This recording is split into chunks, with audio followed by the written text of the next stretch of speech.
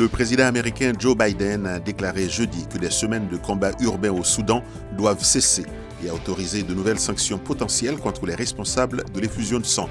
Dans sa déclaration, M. Biden a indiqué que les personnes visées par les sanctions sont les individus responsables de menacer la paix, la sécurité et la stabilité du Soudan, de saper la transition démocratique du Soudan, de recourir à la violence contre les civils ou de commettre de graves violations des droits de l'homme.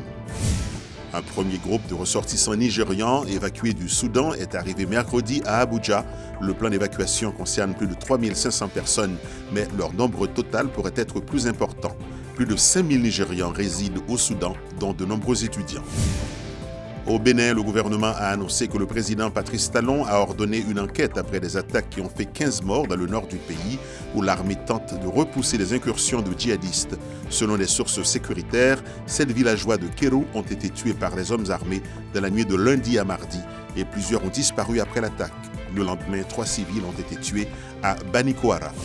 En RDC, un conflit foncier a dégénéré en nouvelles violences communautaires qui ont fait au moins 4 morts en début de semaine à Kisangani, grande ville du centre-est du pays, a-t-on appris jeudi auprès des autorités locales.